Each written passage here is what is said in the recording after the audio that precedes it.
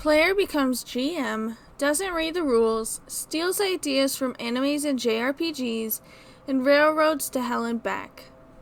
I've actually created an account just to tell the story after seeing YouTube videos about the sub.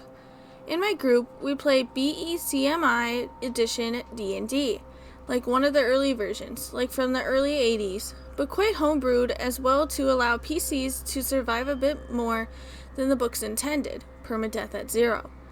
A friend of mine started the group, and he was the only one who played the game before, so all of us, new players of course, wanted a chance at GMing. So we took turns, and the story is about the last one to pick up the mantle. As he is about to start his first campaign, I tell him to read the Game Master book, which is like 48 pages, half of which are just monster descriptions. Then we make sure he remembers our homebrew rules. First sessions come up. It's a fun house dungeon. Solve different weird puzzles in each room. Sometimes there was combat, reset all spells and health between each room. A bit uninspired, but we had a good time, all things considered. When it came to his second adventure though, oh, where do I even begin? Before we even got to town, we wake up all of a sudden near a cave opening of magical darkness. We lobbed a torch in the cave and the torch disappeared, and so we thought, well, not going in there, that's for sure.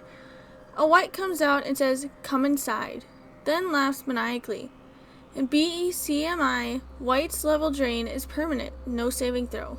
We tried to leave the cave area, but see a force field that damages us if we touch it.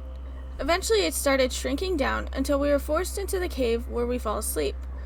In the morning we travel into town with the help of a passing caravan. Firstly, this is a human-centric campaign, and all of our characters were from another country to his campaign, at his behest. Turns out that country has its own language. Almost nobody speaks common and they hate foreigners. Going about trying to find any information is met with hostility from NPCs as they do not speak our language.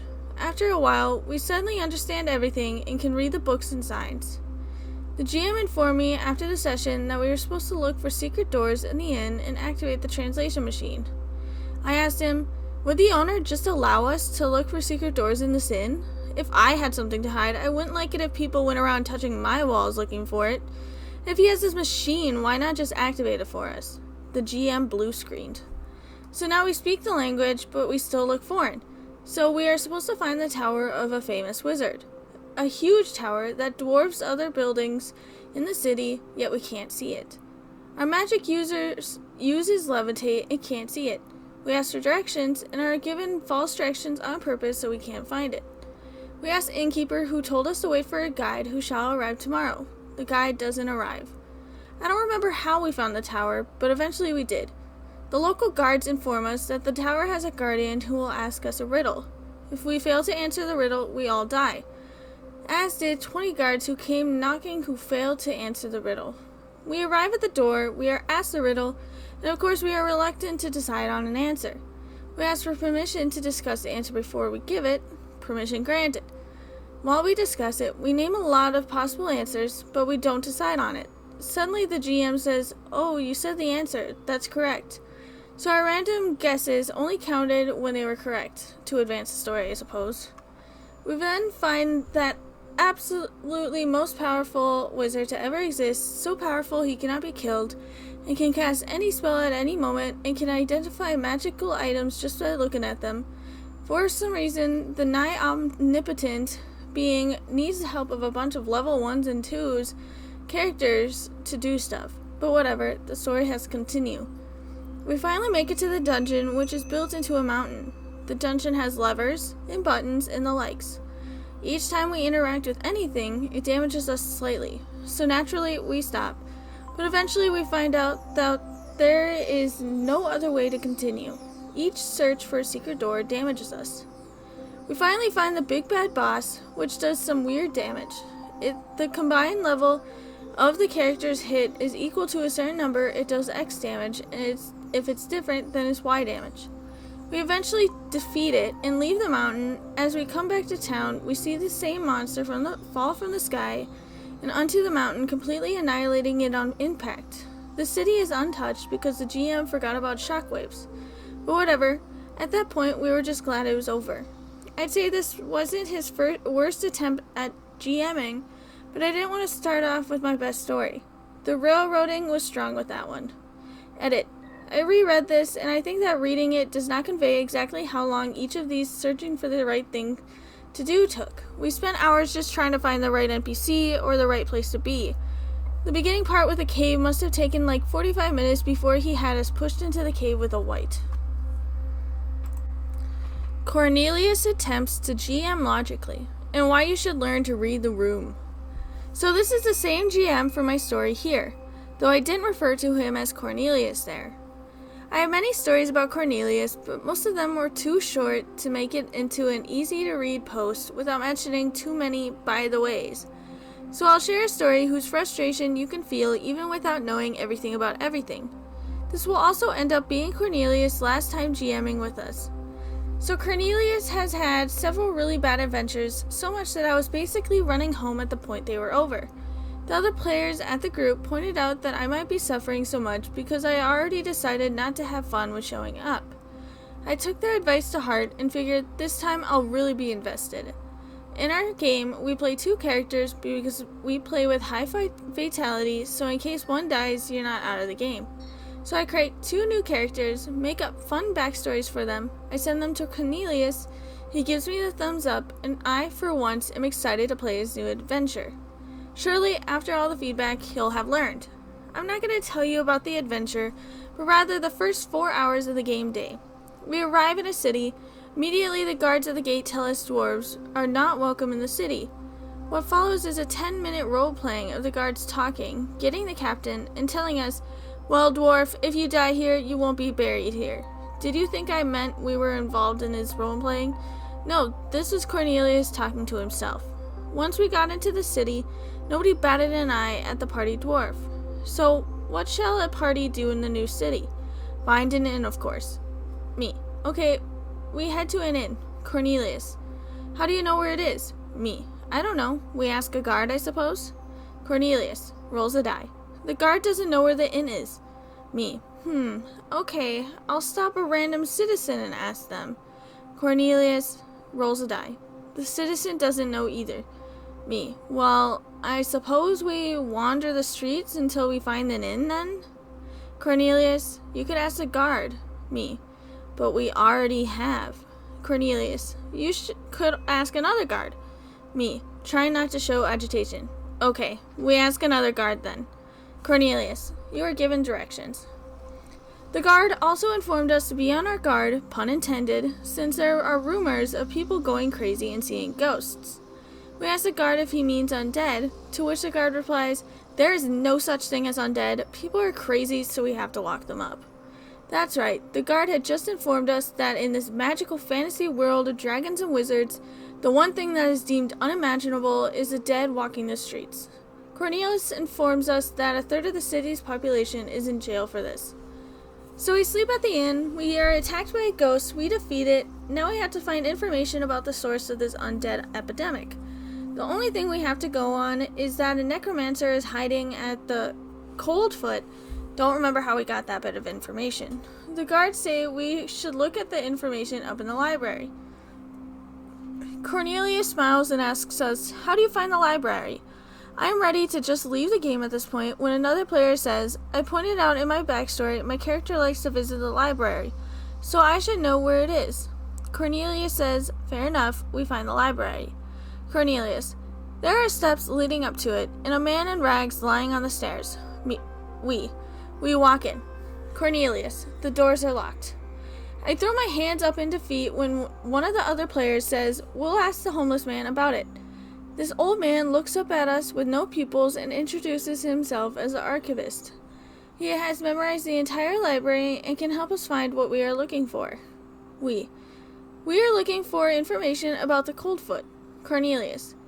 There are 5,487,326, I don't remember the actual number, references to cold feet. Me. Are we dealing with a Google search engine? We give it more and more criteria until the archivist finally says, "Oh, you mean the Coldfoot. Isn't this what we said in the very beginning?" Yes, it was. We finally head out. We reach the crypt's entrance, only there is no entrance, only a mountain. We look for a bit and find the mountain facade to be an illusion, and there's actually a dungeon wall behind it. Well, we touch the wall, but only one of us can go through at a time, and on top of that, only certain parts of the dungeon wall teleported us into the dungeon. All of this took us 4 hours of frustration, a game of find the right thing to make the plot advance, with no help from the GM. This part doesn't even cover what happened in the dungeon, but I'll leave it here as this is getting too long anyways. TLDR, GM takes 4 hours to tell us there was racism against dwarves in a city, and that the necromancer lives in a mountain. Edit. I don't know why, but when looking at this on my phone, the dialogue formatting is completely destroyed. Is it because I pressed Shift plus Enter on PC? Sorry to all mobile readers, I'm new, I don't know. Quickfire rounds about my old player, Cornelius. So a couple of years ago, I uploaded a few stories about my then friend and player, Cornelius. The latest one is here.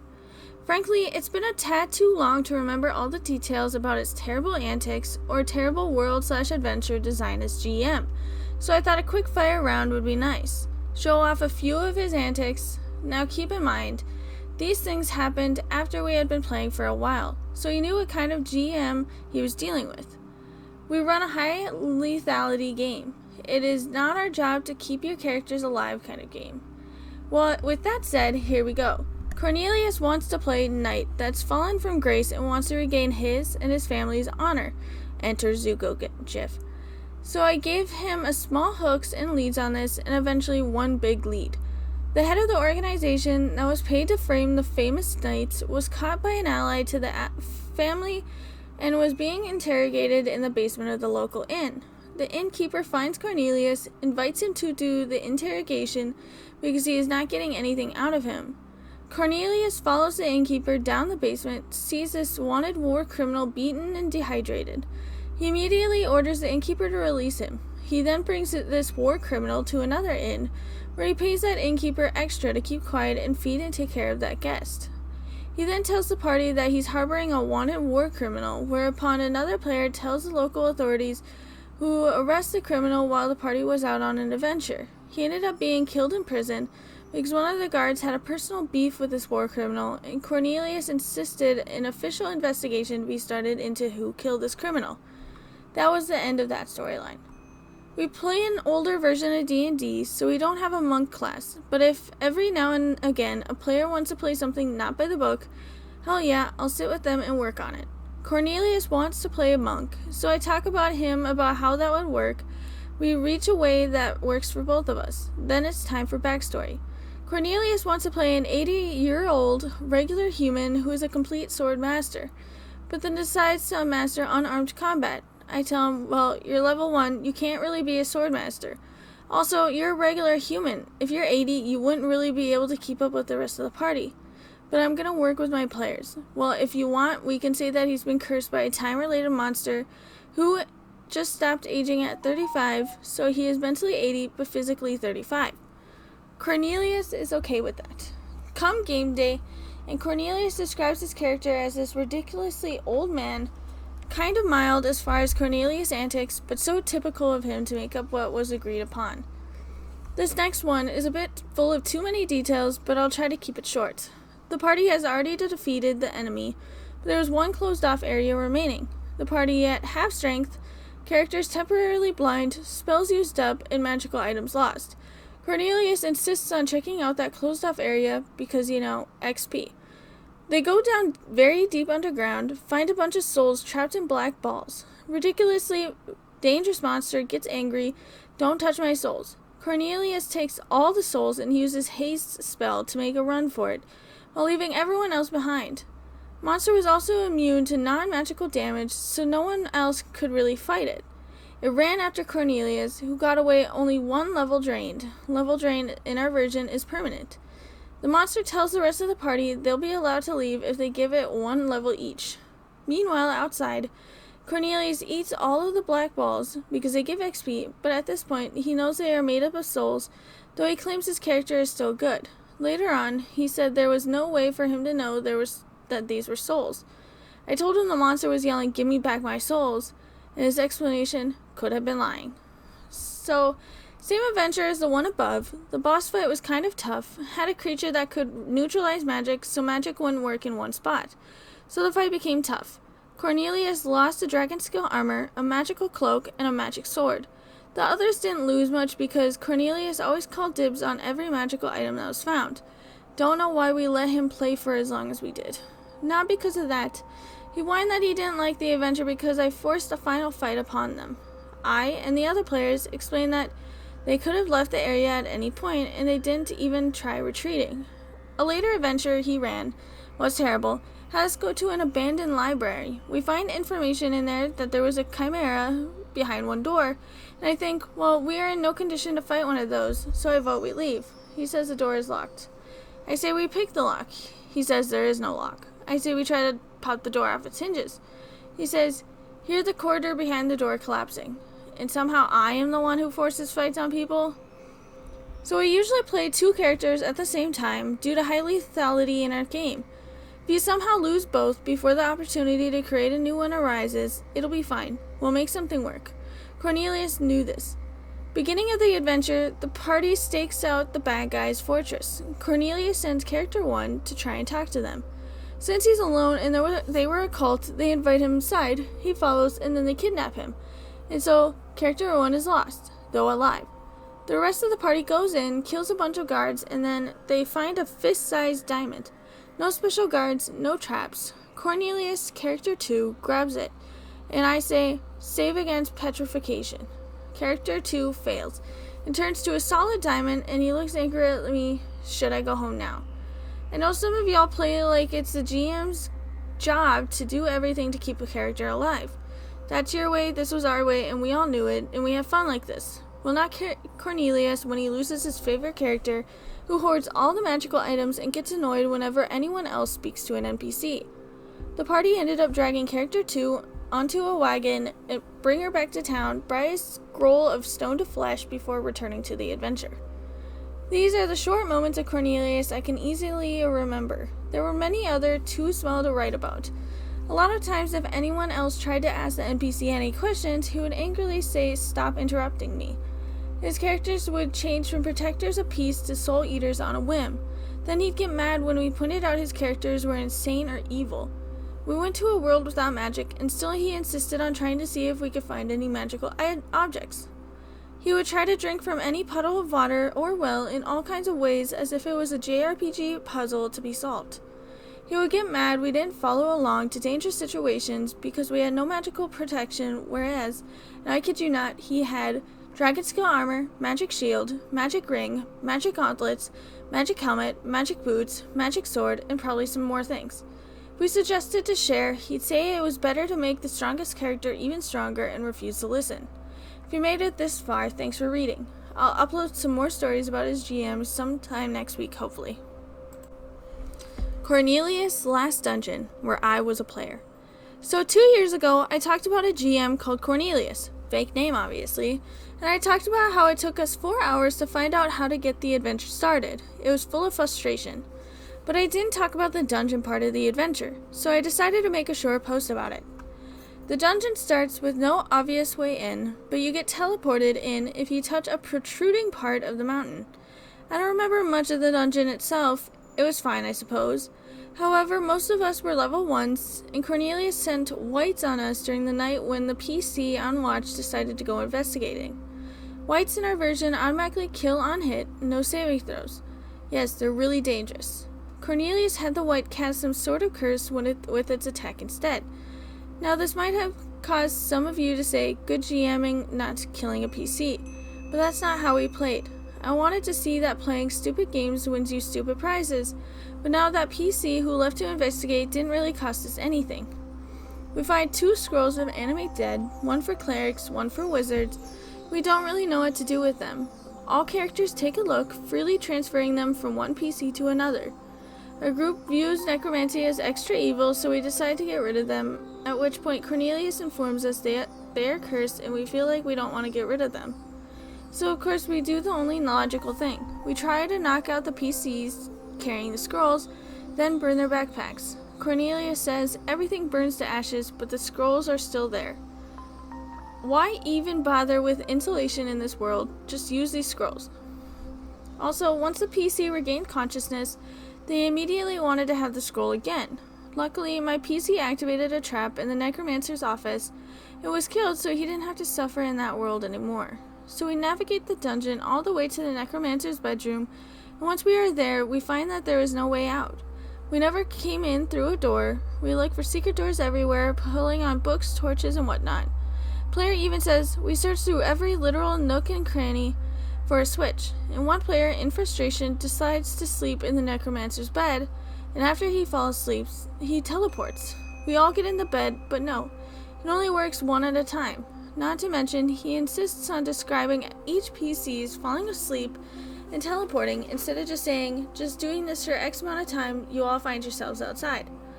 If I recall correctly, that was the end of the session, and I decided not to show up for the next session, but I told them that they could use my other PC as an NPC.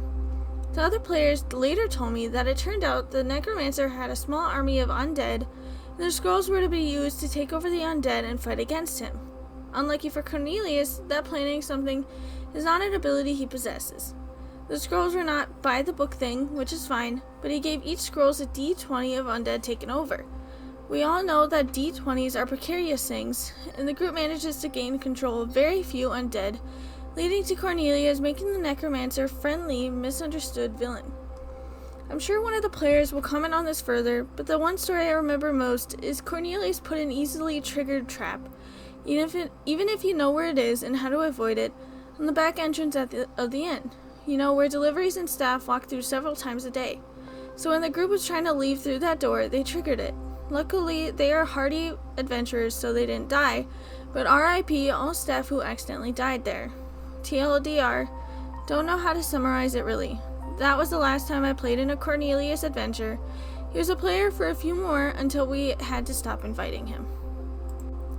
So today, that was just the 4 Cornelius GMing posts.